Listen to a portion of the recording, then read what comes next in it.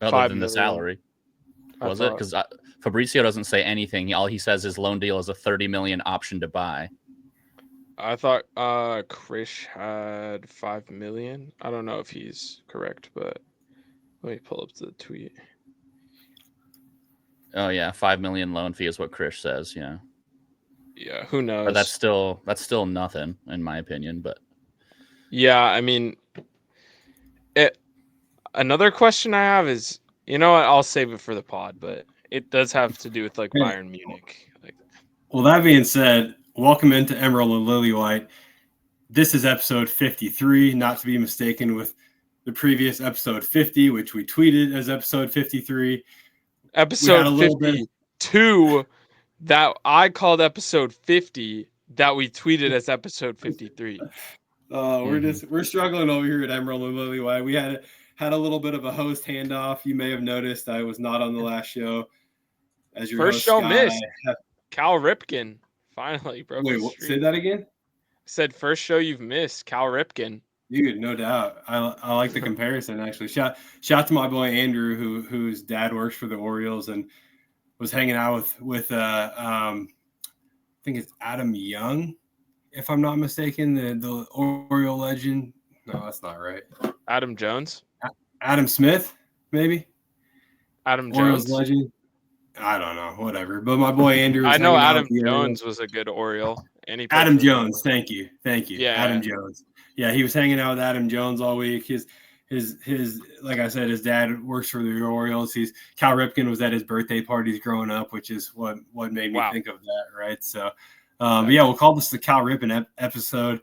I am back. I have an infant at home, as some of you may know. So sometimes I can record and sometimes I can't. But my wife and baby are sleeping, and so we fired up the laptop here for, again, episode 53. We will get our shit together over here at Emerald and Lilywhite. Do not have any fear. With me, as always, my co-host Max at Going Limbs. What's up, man? Not much. Yeah, like we were talking earlier, kind of. I mean, I just actively don't like the Palhinha signing. I know we'll get to that. I think probably the only one in the group chat that was against it, and then the Red Sox, like today was the MLB trade deadline, just like did jack shit, and like we're like in a playoff spot, and we didn't do fuck all, and the Mariners, Rangers, and Yankees, who are all around us, got a lot better. So I was already in a pissy mood. So yeah, I'm ready to back my takes today. So it's been a little bit frustrating for me the last 24 hours. Well, it's been a little bit better for me as the Astros brought back Carlos Correa and then brought Jesus Sanchez in. So yeah, I'm pretty excited about what the Astros have done. But we're not here to talk about MLB, and probably somebody who has been less worked up about MLB than Max and I have today. Maybe not. Robbie, have you had an easier day than the two of us have? Yeah, well, like I said, I chose to not wake up and watch the Tottenham game because I am one of the Daniel Levy suckers who pays for Spurs play. So I got that match replay at 10 a.m., watched it then. So I slept in, and I love baseball, but I just kind of go with whatever city I'm living in. So right now, living in Seattle, I'm riding the Mariners, and they had an A+ trade deadline. So good news for them. My hometown Brewers, they're always going to have a place in my heart. They're doing really well this year too, and they didn't really make any big ads, but they're doing pretty well. So, you know, I love a good baseball game. I love a good hot dog, but you will not catch me watching baseball on TV because I'll fall asleep. Fair.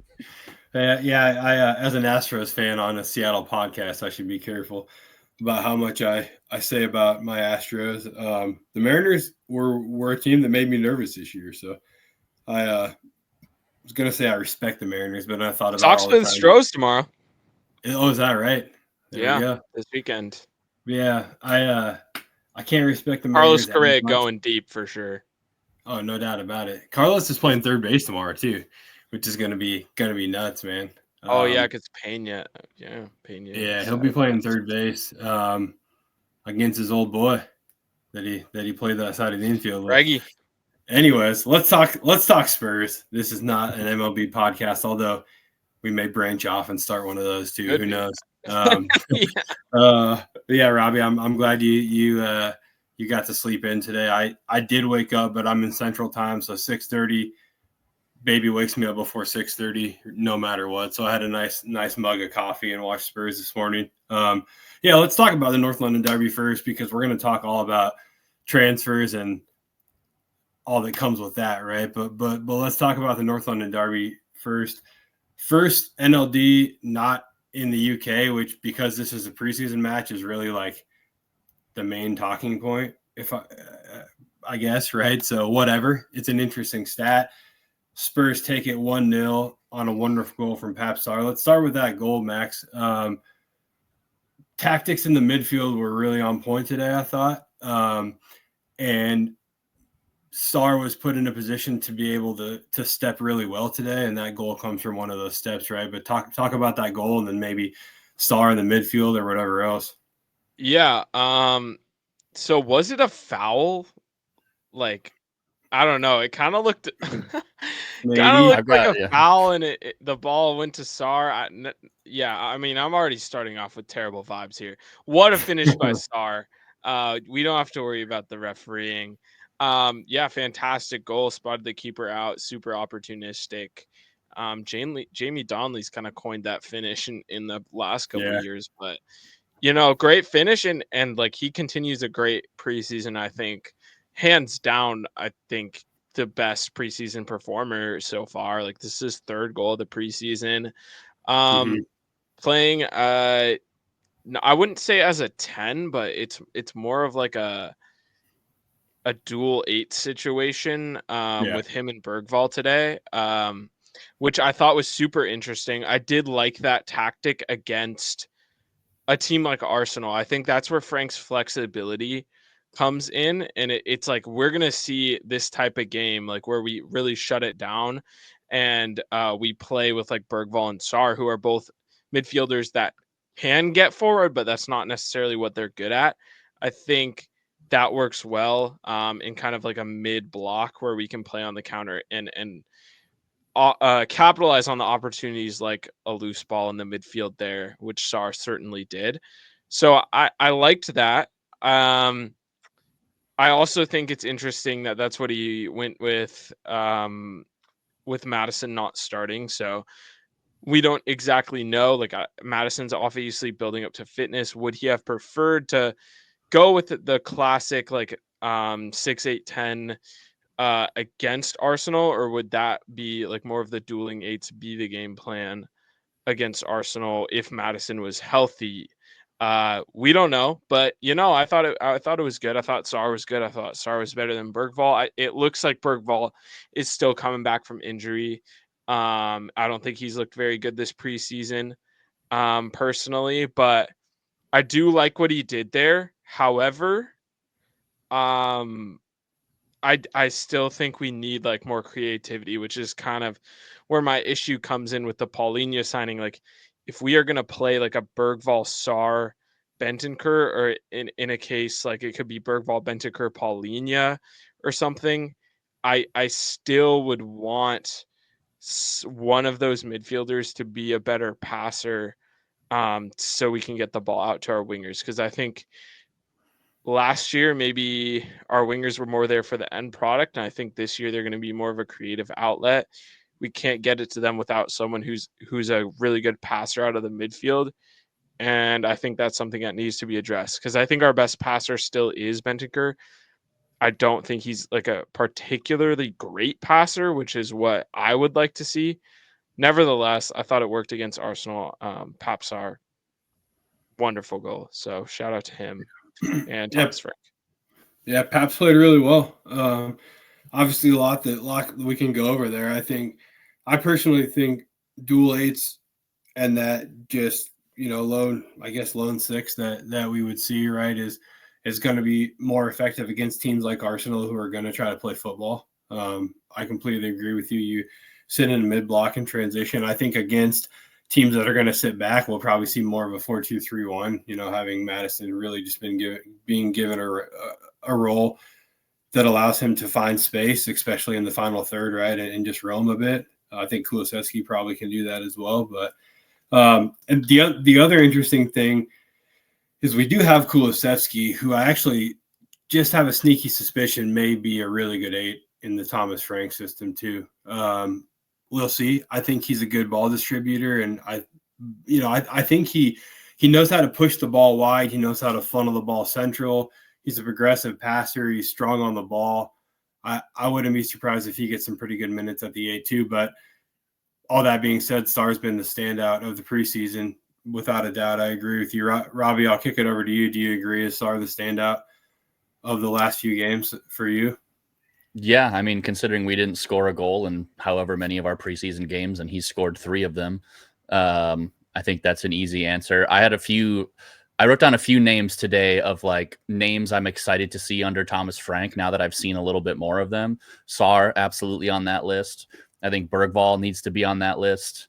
I was reminded what we missed from him. He had a lot of plays where he would do that late shove, like he would clear the ball and then just shove a player to the ground, like after the ref had turned around. Yeah. So I really love that from him, like his physicality. I wrote down in question marks, Odebear. Like we saw a little bit of magic from Odebear today. On the left wing, he hit the post in the first half on a shot. I think, and the Spurs play announcers, I don't know if the announcers were different on the Prime feed or the Paramount feed, whatever you guys were watching, but I had like the Tottenham Hotspur announcers. They were suggesting that a pairing of Kudus and Odebear would be really interesting throughout the year. And it would be tactically a choice to make of like, okay, maybe not tell this game. It's going to be Odebear, where both of our wingers are just really slippery, strong, flying around the pitch kind of wingers, where maybe, Tell can be that, but I think we've seen a little bit different from Tell. So that was really interesting to see. And I mean, you guys know I have a soft spot for Pedro Porro, and his corner kicks were all just amazing, I thought, in the first half. He almost scored on the first one. And then had some other great free kicks. So like those are just people I'm like, maybe their roles are different. I think Porro was in much better position defensively this time because of Thomas Frank's setup. So, he wasn't out on an island nearly as much. So those were just some names I wrote down. I think, what else did I write down? One more name I'll throw out. Something I thought was really interesting is on the corner kicks, Mickey Van de Ven was just like spearing David Raya every time. And it was what they were doing to Vicario for like months until they finally like changed some rule. Yeah. But like we never tried it back to our opposition. And it was just like, why are we letting them get away with this? And we're not doing the same thing. And apparently we decided we're going to put Van de Ven on a goalie this year on set pieces, because he was just driving Raya around, and it was apparently legal. But that was something really interesting to see too. Yeah, good shot. I love that. Andrew's probably a little too principled of a guy to push back on the envelope, right? But seems like Thomas Frank doesn't have any issues there. Yeah, those are all really good points. I think, Max, it's interesting when we look at those wing pairings, because I agree. I mean, Odebear and Kudus are very dynamic. They can become playmakers, just as much as goal threats. And then I think Intel and Johnson, you have much more direct wingers who are probably more known for their ability to score goals than like play as a true winger, right? So you have two different profiles. Do you think there's anything to that? Yeah, I just think I don't know if Brennan Johnson is exactly made for this system. Like, he's not, to be honest. So I do think Tell is maybe not as technical as Odebear or Kudus, but I think he can still play that role extremely well. And what I like is Odebear against Wickham. He was really good when he was drifting inside. That's what I noticed against Wickham.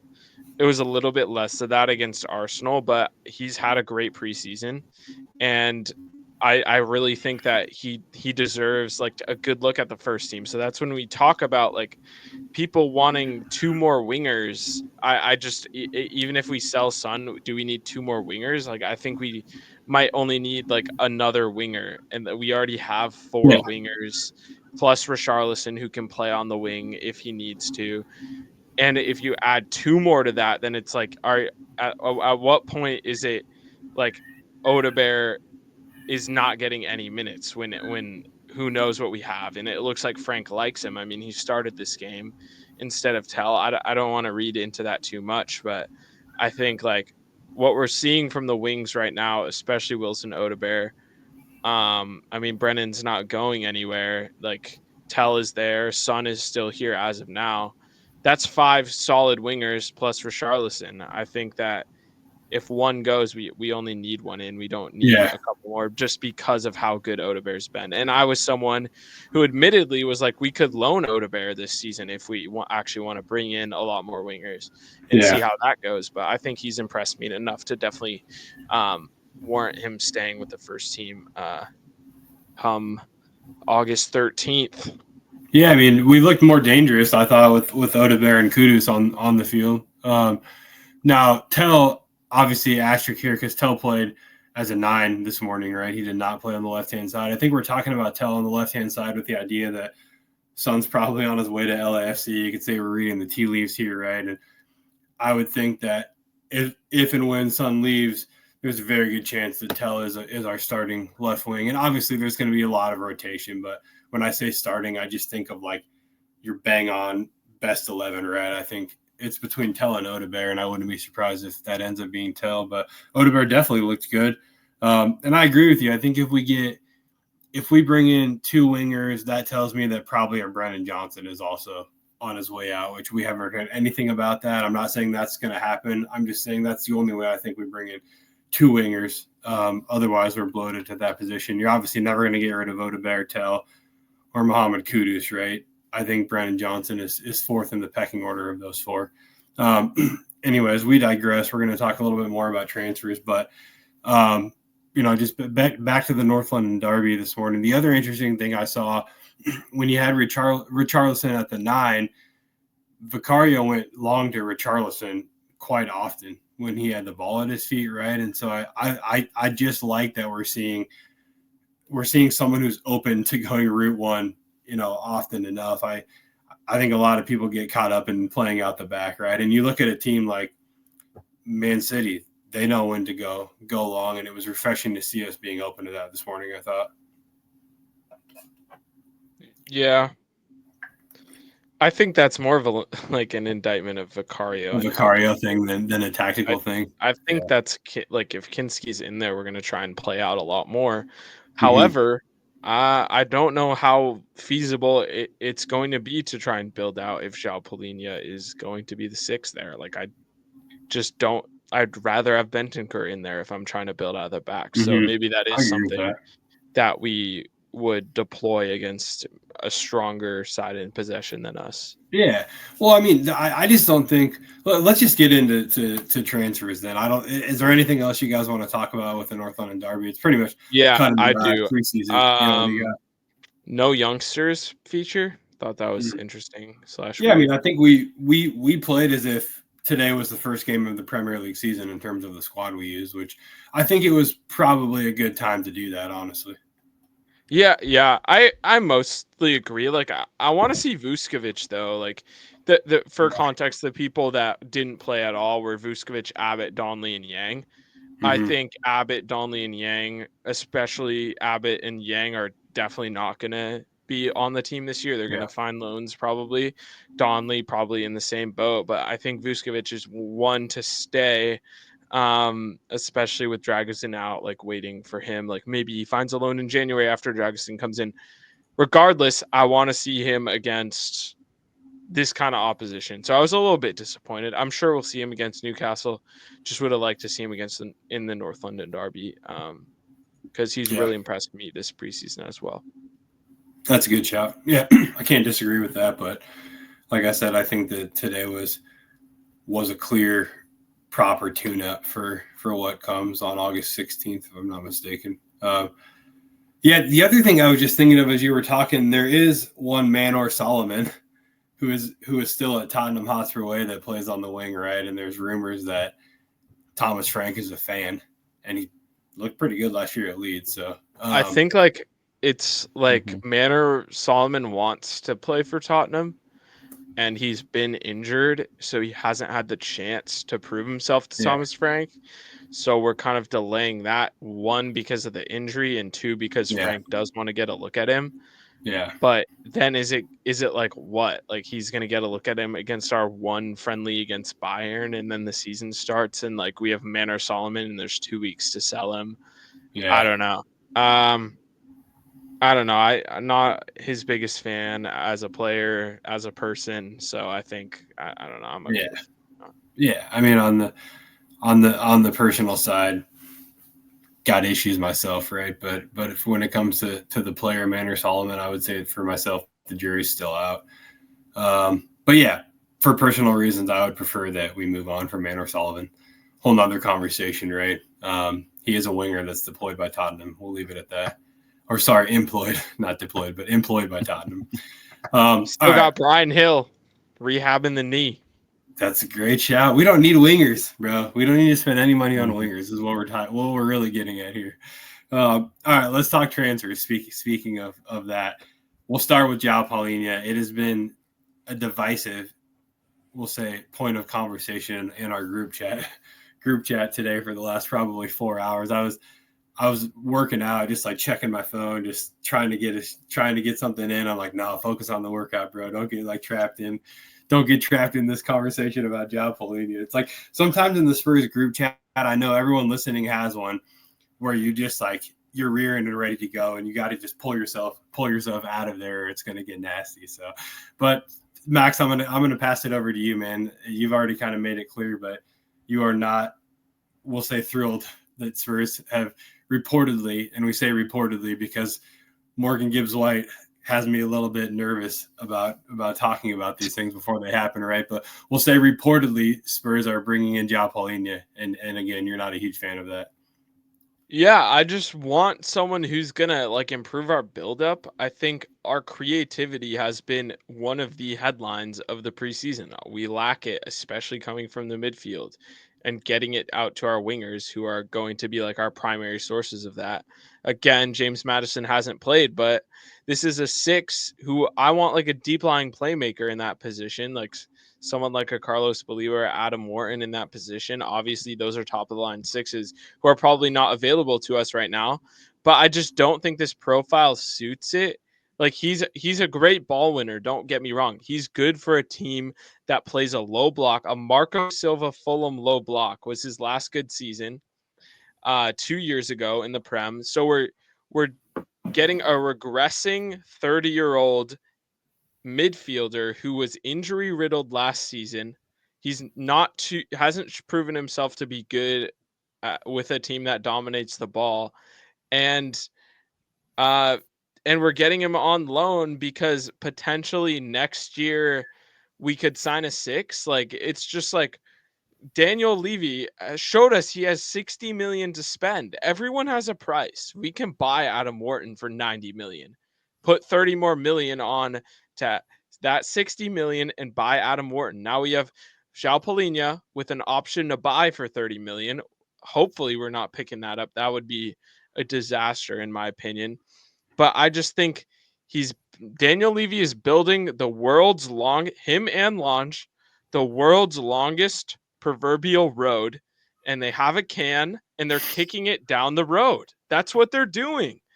Getting a 30-year-old loanee who had a bad season from Bayern Munich, mind you, who we've only dealt with almost exclusively over the last 2 years. Is it because they like Palhinha, or is it because they have Bayern on speed dial? Have we taken that into account? So it's like we have a 30-year-old injury riddled, regressing in every metric lone player that is now supposed to be our starting 6 for a year. So then we can go get a better 6 next year instead of just buying a 6 this year. That is my take. I'm not a fan. I think Levy is just going to kick that can down the road. And the cherry on top is that he flashed 60 million in cash and we couldn't get it done. So where is that 60 million gone? It better be spent. It better be spent. And I expect 100 more million to be spent, because you can't tell me that we didn't have 60 million plus more money to spend. It wasn't just going to be Gibbs-White. So that's my take on the matter. Yeah. I mean, I'm not like unconvinced with the things that you're saying. It sounds like it's just as much an issue off field as it is on field for you. I'm a little more in the camp of like, well, fuck what happens off the field. It's not my money or my decisions. Like, we'll see what happens. I think there's a world where Joao Palhinha allows you to have two midfielders who are afforded a lot of breathing room. And if he just does a bunch of dirty work and lets the two guys in front of him just play football and progress the ball more so than defend, I think there's a world where that makes sense. But Robbie, I want to come to you, man. Obviously, Max doesn't love it. As the vibes guy, what's the rest of Twitter outside of Max saying about this? Yeah, I mean, I guess I haven't seen anything terribly negative. And again, I think it's unfortunately one of those Tottenham signings where it's the one that I foretold months ago that we were going to just settle on some loan players that were on the outs with their club. He fits that bill. But again, I think €5 million transfer fee, we're covering his wages, which sure are not low. We only keep him for a year. Maybe we buy him, maybe we don't. I think I'm going to bang this drum a million times. We have Archie Gray, and I think Frank wants Archie Gray to work, but we can't bank on Archie Gray working. So Palhinha is basically an insurance policy, maybe an Obi-Wan Kenobi, as I said in the group chat, for Archie Gray to teach him some of the dirtier parts of the six role or to help him sort of settle in. I just think, yes, we have Bentancur. Ideally, we sell Basuma. I kind of hope we do. Love him, wish him the best, but let's get him out of here. If we have Bentancur and then maybe a Archie Gray, that's like all we have. And if Archie Gray struggles or he stinks, or if Bentancur gets suspended again, there's just all these things where it's like we need somebody there. And yeah, I'd rather see Bergvall be an attacking midfielder than a six. Sure, he can play six, I guess, if we need him to.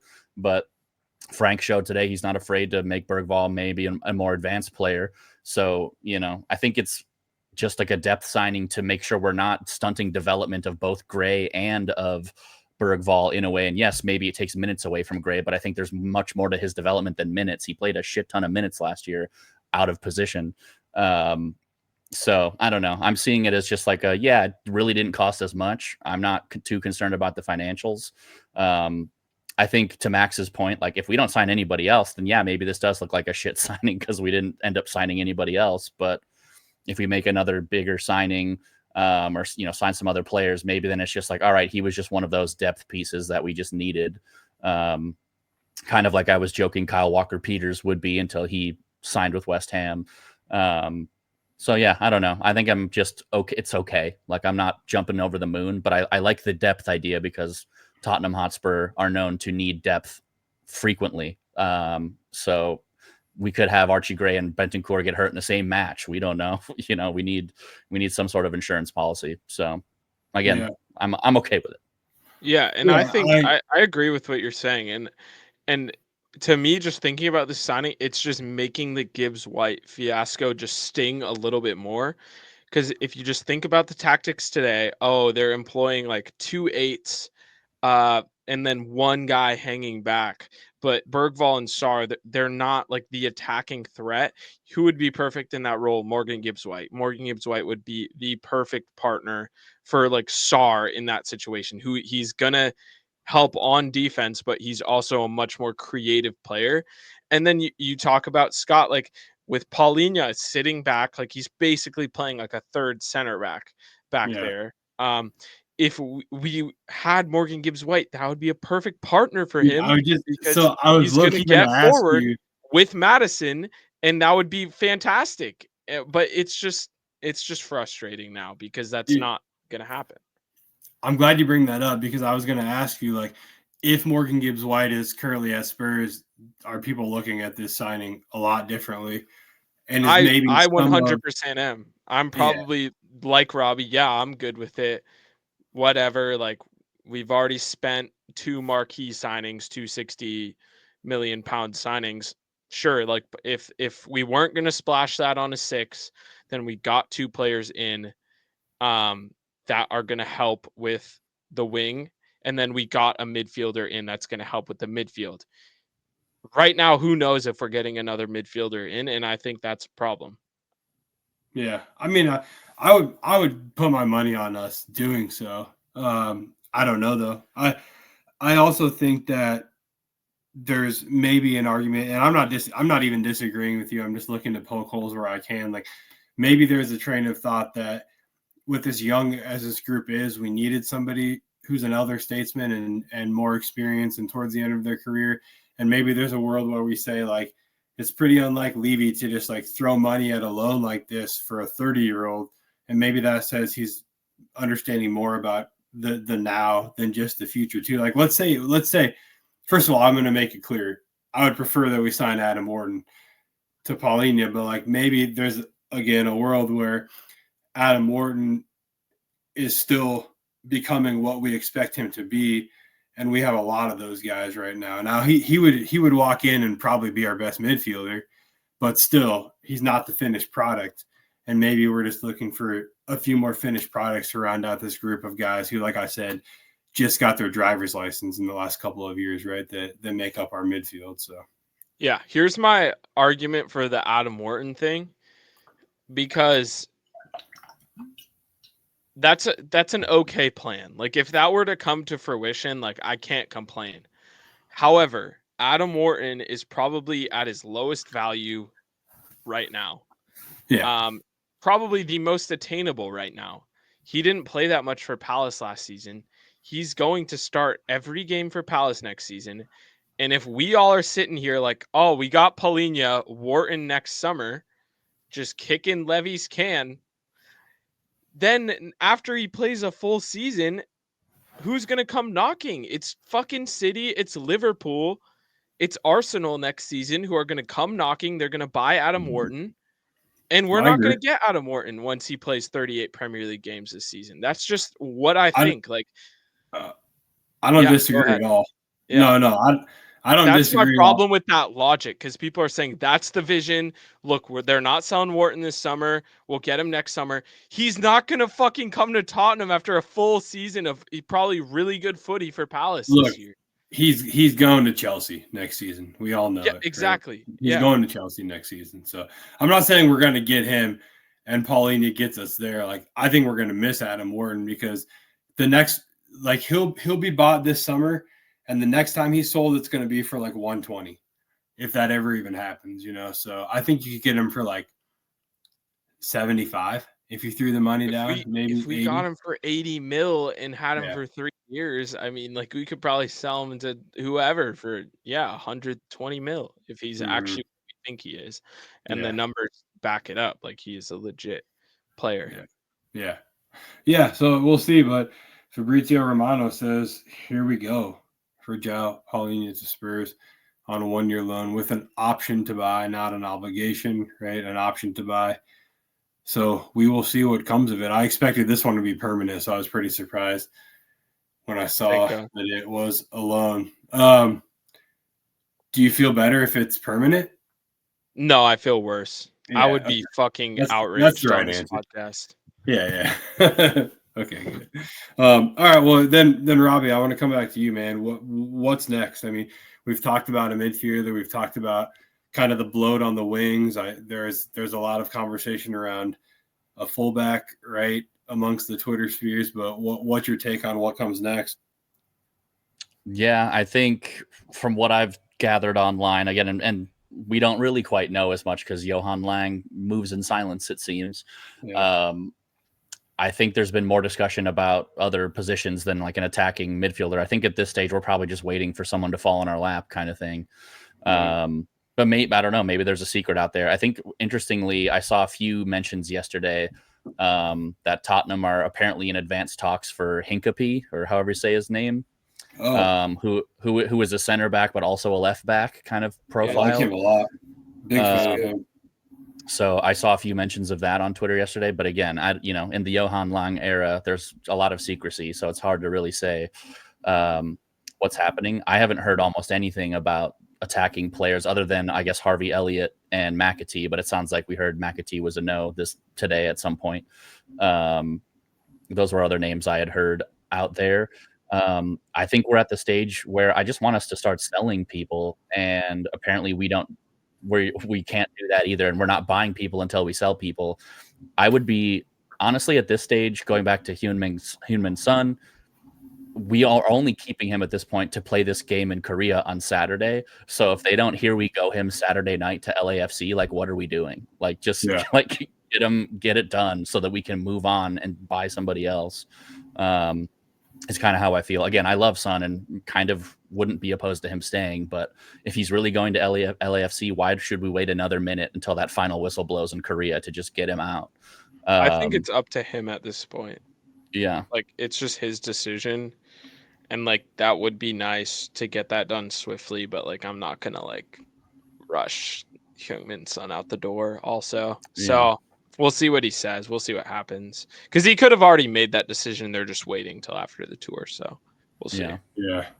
And if they're smart, they announce it before and pack that stadium with people wanting to see Son play for Spurs one last time. But it's true. Give him the proper send off he deserves back home and in Korea, right? So, or maybe even we played Bayern in London, Munich.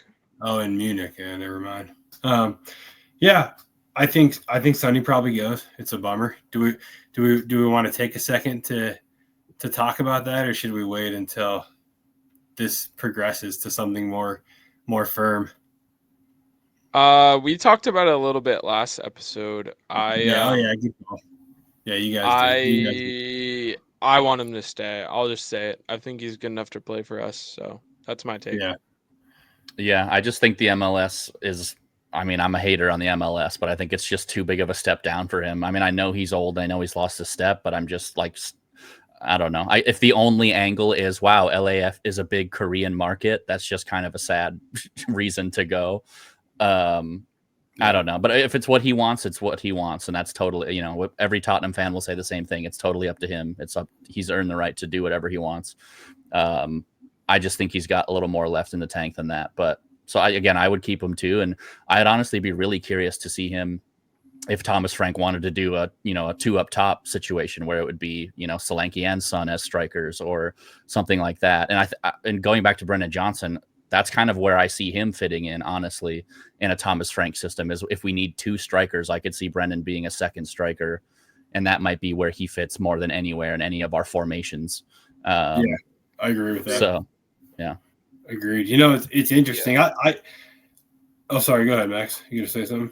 Oh, I was just gonna say, like on the Korean point, the Korean population point, LA does have the biggest Korean population of anywhere else in the world outside of Korea.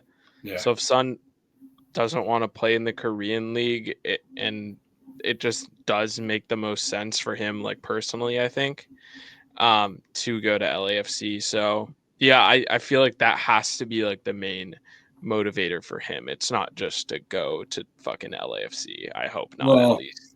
I mean, I agree with you. I think there's an element to being not home, but somewhere that could feel a little more like home than London, or let's say Italy. And it's sunny. Like he's probably he's probably never lived anywhere that's like super sunny before. Yeah, no doubt. I mean, for those who don't know, Korea is pretty similar to like the Pacific Northwest, right? So yeah, I think it could be weather oriented here, right? This decision, but I think honestly, Son is.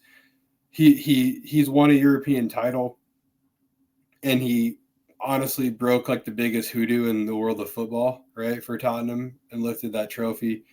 I was saying he single-handedly won the trophy, but he lifted it, right, as the captain. He's an international champion. He's won, the Asian Cup, I believe it's called, right, at least once, if not a couple of times, and he's an Olympic gold medalist.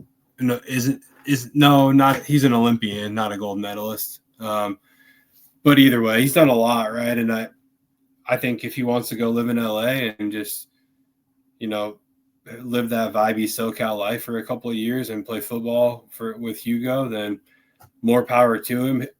It's a good move for LAFC too, because he is going to put people in the stands. I mean, they don't have a huge issue anyways with attendance, right? But he will pull a big crowd there to BMO Stadium, BMO, I think it's called right now. But Yeah, I think it's a good move for LAFC too. I heard that he's actually going to be the second highest paid player behind Messi in the league, which makes a lot of sense. I mean, he is immediately the second biggest superstar, I think, in the MLS if this move happens. So, yeah, I'm happy for Sonny if that's what he wants. I do think there's a world where he could stay at Spurs and play a good role. I personally want him to go to Napoli. That's not happening, right? But if he could walk to any team on a free, I would love to see him go back and play in that counter-attacking Conte system right now at Napoli. I mean, they're going to compete for Serie A.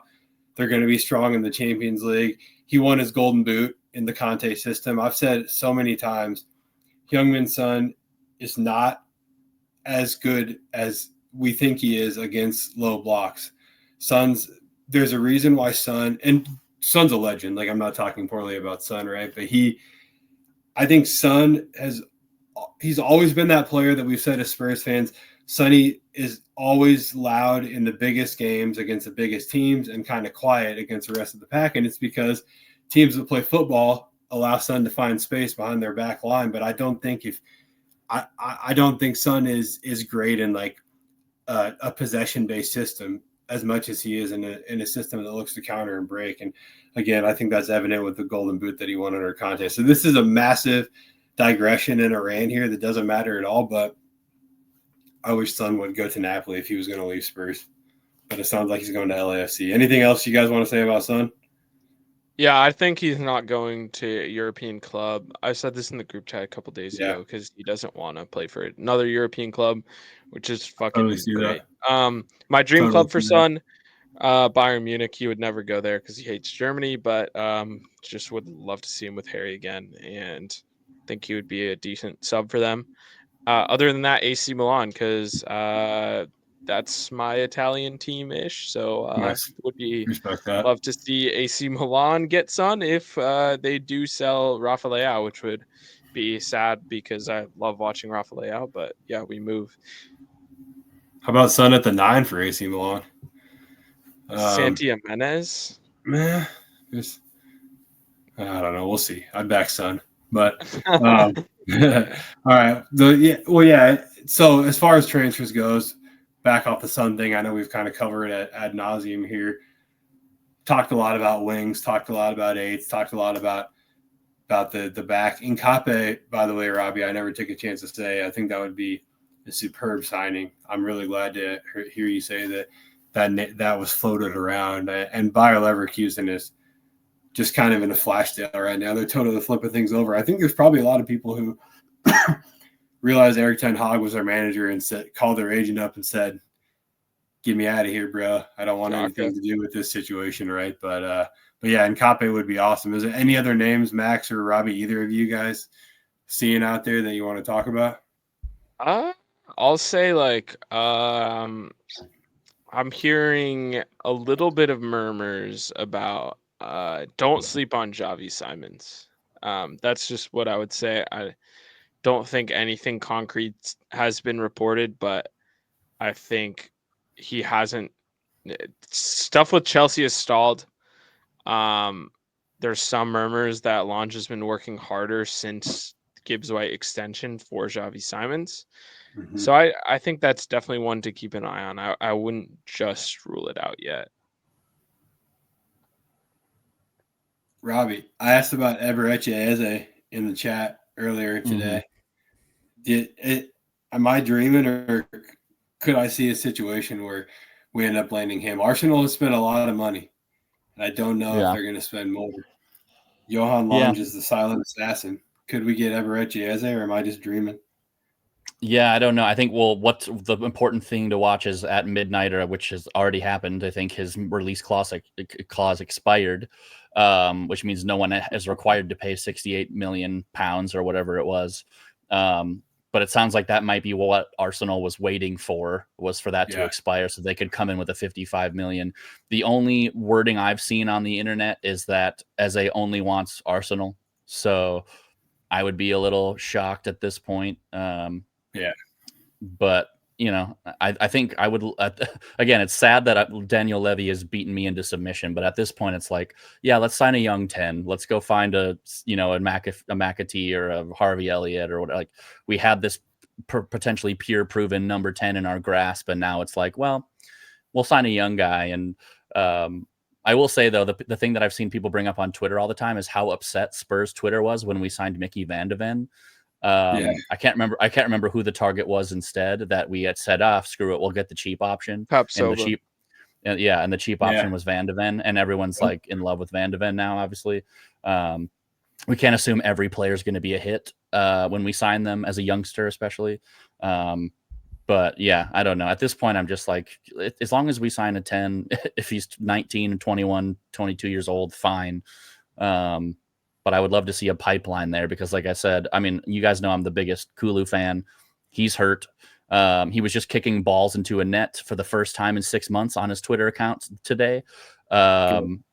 James Madison, never guaranteed to be healthy, even though he can be talented on his day. We need to have a future there too. And I don't want it to be Kudus, because then we're taking him off the wing. And then we're weak on the wing. So I hope we sign a 10. I guess I couldn't even begin to tell you what that list looks like. I feel like that's got to be Lang's biggest secret list, is the 10 we're looking for.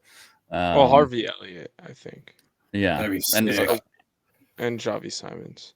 If we sign those two, what if our midfield is Simons, Harvey Elliott, and Joao Palhinha?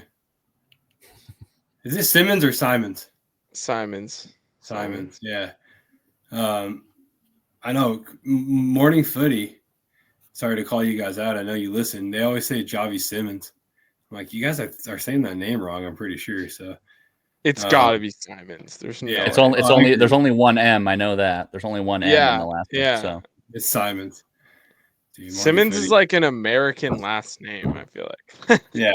Yeah, I agree. Yeah, maybe that's why they say that, right? Hey, Morning Footy, if you guys need anyone to come help clean up a little bit, the folks at Emerald and Lilywhite are happy. Hire us.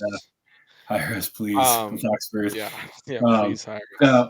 But no, honestly, Simons, Elliott, if we sign those two, we're cooking. I did see Simons to Chelsea kind of floating around a little bit, but that's been the concrete one. But like, it seemed like that was set to happen like a week ago, and then it's kind of gone quiet a little bit. So. Yeah, got a stacked midfield. We'll see.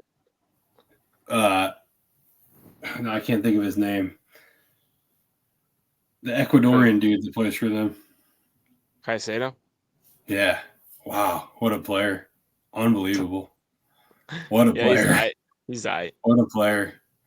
He's like FOMOB has him at like 7.5 to 8.5 in the last like 10 matches. It's unreal. All right. Yeah. So Bergvall clears. I'm searching Javi Simons on Twitter, and this, I can't believe Fabrizio said this. He did say this, that Javi Simons to Chelsea now has a 75% chance of happening. He's never said anything like that before. He's never said a percentage. That's very strange. He did say Morgan Gibbs White 100% to Tottenham. So that's probably he's probably scared now. We all are. Yeah. Joao Palhinha, 99% chance of happening. Mm-hmm. Just keeping the door open in case I fuck it up. Hey, more power to Fabrizio Romano. Every Spurs transfer, he's like, yeah, here we go, Joao Palhinha, 50% chance of happening. We'll see what happens. Start throwing out like 25% from the Emerald and Lilywhite account. Yeah. No more here we goes. It's we're on our way. Yeah. Emerald and Lilywhite gave it the we're on our way at 25%. We can work our way up to a tier 1 source little by little. All you got to do is hit a couple. You just get lucky a couple times and people are like, whoa, like, what do these guys know? Like, just tweet like Javi to Tottenham, contract terms fully agreed, 5-year deal, 2028. If he comes to Tottenham, then we're instantly tier 1. Instantly. Watch this space. Like, eyes emoji with the Dutch flag clock emoji. Yeah. And then the next day we just tweet out, no one believed us, and everyone thought that we were making this up. But like we said, we have real links in all caps, and boom, there you go. You got 100,000 Little birdie followers. told me Simon's to Tottenham. So. Yeah. Hey, put it on the agenda for the next Seattle Spurs board meeting. All right, fellas, we're getting well off topic here in episode 53, not 33, 53. We've got it right. Anything else you guys want to cover before we wrap it up?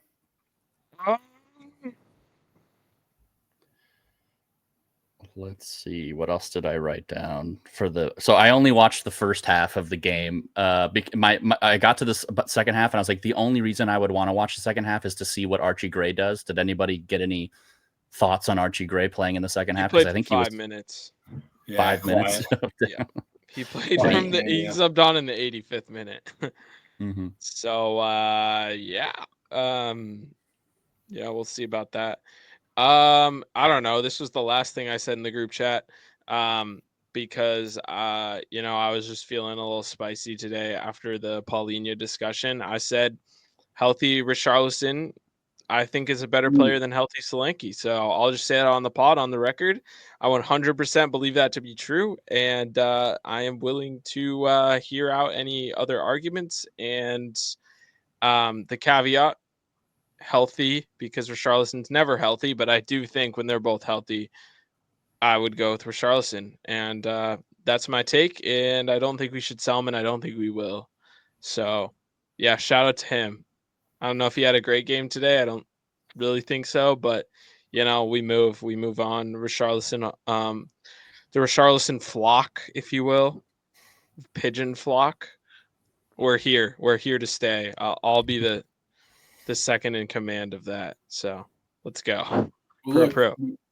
We've got a striker who is more of a poacher, if you will, right? And I wouldn't even say a poacher, but he's more of like a target man in Richarlison, right? Somebody that I think you can utilize the hold-up play of, and you've got a guy like Solanke who obviously can hold up fairly well, but can get a little bit more involved in the build-up. So I think two profiles is always a wonderful thing when you have a flexible manager like Thomas Frank.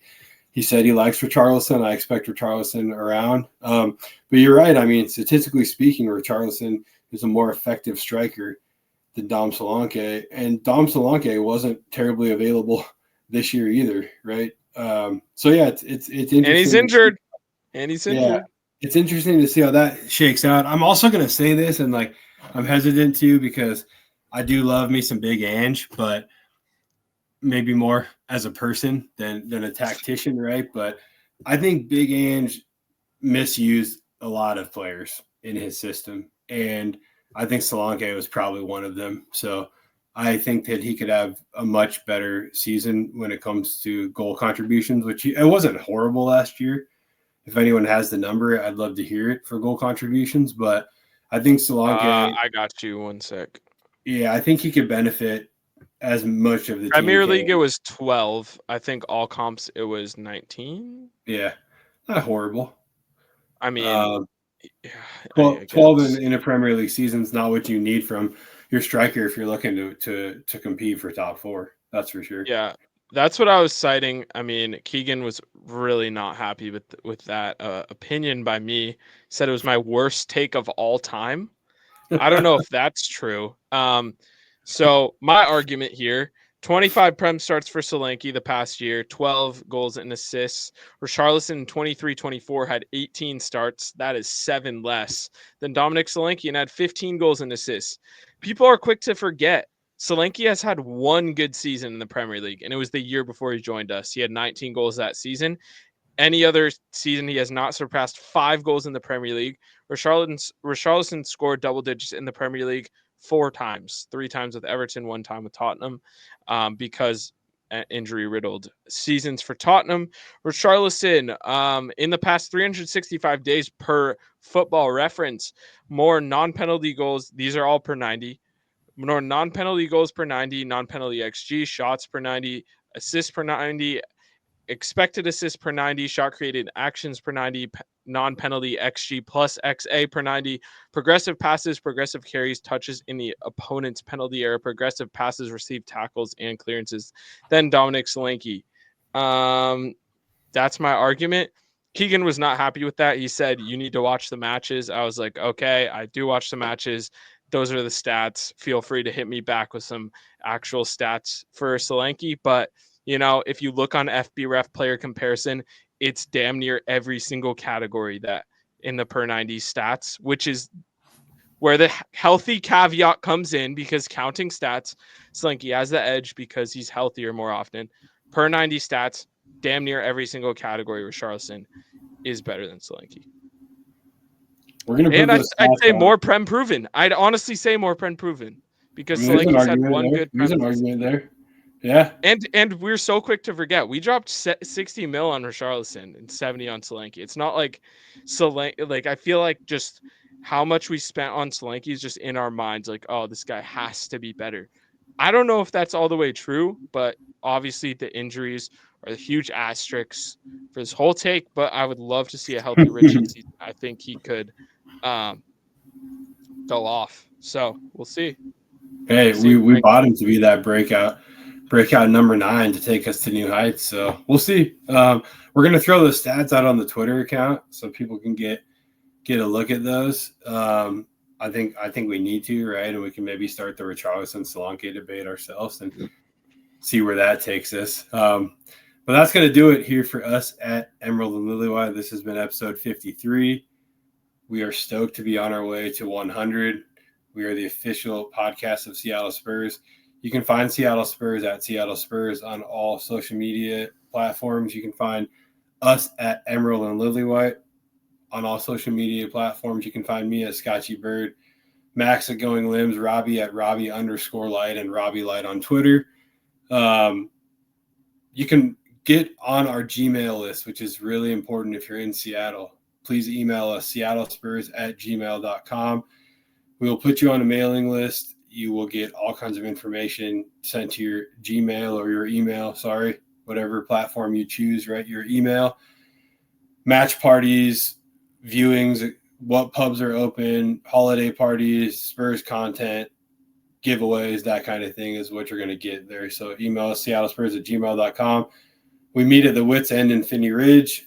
We meet at Cascades in Puyallup, and sometime we meet at Rainier Growlers in Puyallup if Cascades is not open or unable to hold a match viewing. So we got 3 homes. Pick your closest one or your furthest if that's your vibe. Come watch a Spurs match with some good Seattle Spurs folks. That's the way to do it. Bring your friends who are neutrals. Make sure you don't bring your Arsenal friends or anything like that to any of our pubs. We are Spurs pubs. Tip your bartender as well. And as always, come on, you Spurs. Come on, you Spurs.